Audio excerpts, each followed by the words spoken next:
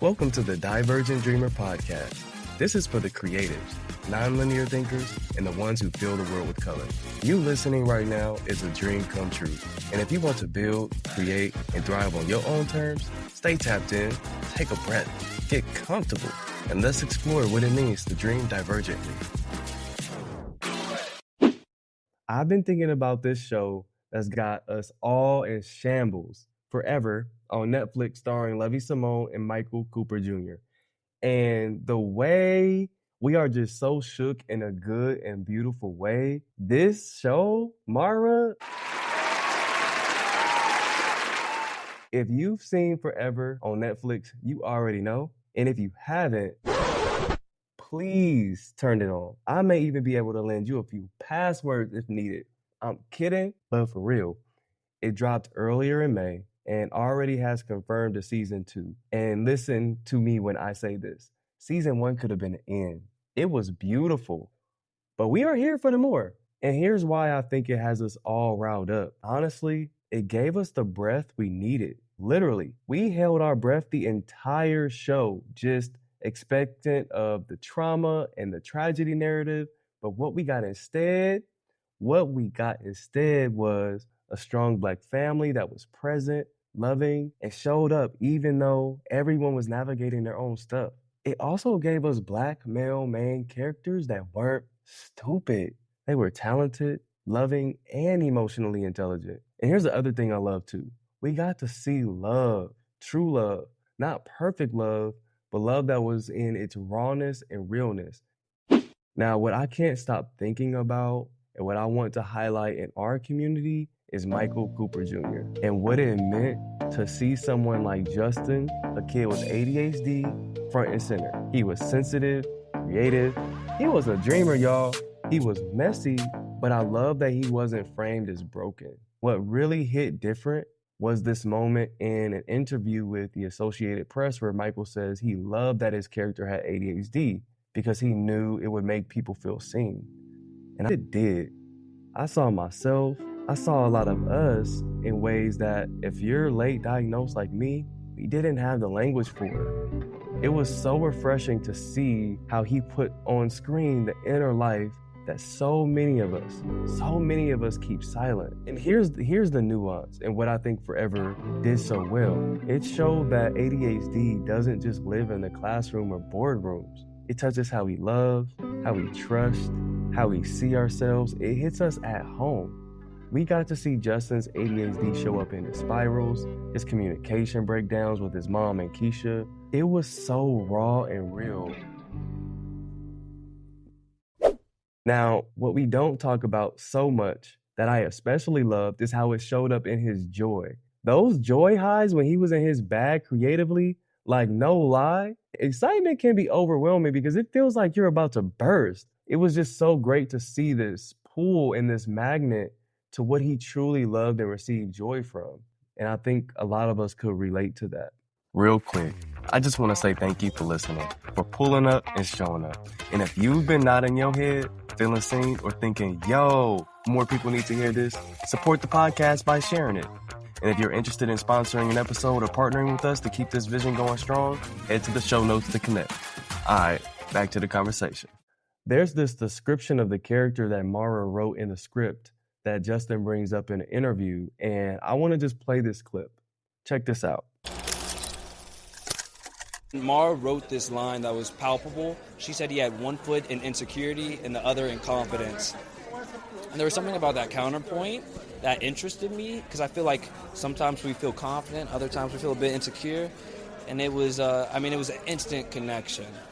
If that's not the epitome of our lived experience, one foot in confidence, one foot in insecurity, I don't know what is. One thing that we got to see in Justin that I wish I understood so much earlier is rejection, sensitivity, dysphoria. If you don't know what it is, it's this deep emotional response when you think you disappointed someone or you perceive rejection. It may not even be true, but the perception of it alone carries so much weight that could send you into a spiral. With Justin, you see this push and pull with his mom. You see this internal replaying of moments and overthinking. You also see how hard he tries to not disappoint anyone. RSD will even show up if you believe you will disappoint someone. It doesn't even have to happen yet. Listen to this clip between him and Keisha. I have a lot of things that I need to figure out, and I don't have a lot of time, okay? And I don't want to weigh you down. He feels like he has so much to figure out that he would be dead weight just disappointing her if he were to stay in an intimate relationship. RSD will really have us out here isolating ourselves and rejecting ourselves. And as someone who is just now learning about rejection sensitivity dysphoria, it's been life-giving to know about it. Because now, when I feel my body tightening and when I feel this heat in my chest or my jaw is locking up, I can at least tell myself, hey, bro, you're good. You may be experiencing RSD right now, but you're not crazy. You're not broken. You're just feeling deeply. And so I get to allow myself to feel deeply, but not let it stop what I'm here for. This knowledge has been so freeing because when you can name it, you can navigate it. This is one of the first times that I've seen someone reflected like me on the screen. And maybe that's true for you too. Maybe you didn't know what it was called. Maybe you just knew that you felt a little different. The way that you process emotions or rejection or creativity just felt louder than everyone else. And if that's you, it's all good. You're not the only one, and it's lit that representation is here. What makes this even more powerful is that Michael isn't just playing a role, he's actually living it. He's an actor who has stated he also experiences ADHD, but he's out here memorizing lines, showing up on sets, auditioning, and holding this story of a whole nother character in his body. And that is not easy. Forever unintentionally gave us a gift. It gave us this glimpse of what representation can feel like when it's done right. A story where being neurodivergent isn't a problem. Michael is a young man from Dallas, a Texas Tech alum like me, Reckham Tech, and is an actor with ADHD, not only portraying it in this story, but living out a dream that many of us can assume is out of reach. When I say I want the people's people on here to talk with us, I would love to have a conversation with him and get him to talk directly with us. I have questions, I have gratitude, and I think he would have something to say to all of us who feel like experiencing ADHD or any divergence disqualifies us from dreaming. When I see Michael thriving in an industry that demands focus and resilience and constant rejection, I see proof that it can be done. If you listening and you gotta connect, let's make it happen.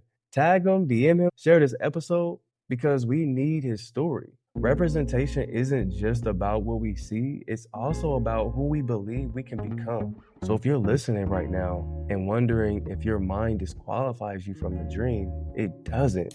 It's actually the very thing that leads you to it. We often downplay what lights us up because we've been told that we're inconsistent, flaky, or that the dream is unrealistic. But at the end of the day, your pace is your own. Your story is still unfolding. You're a divergent dreamer, and your dream still matters. We appreciate you for tapping in. If this episode resonated with you, do me a favor, rate and subscribe. And if you're feeling generous, don't hesitate to buy me a coffee. The link is in the show notes. We really can't do this without you. So keep dreaming, keep creating, and keep thriving. Until next time, y'all.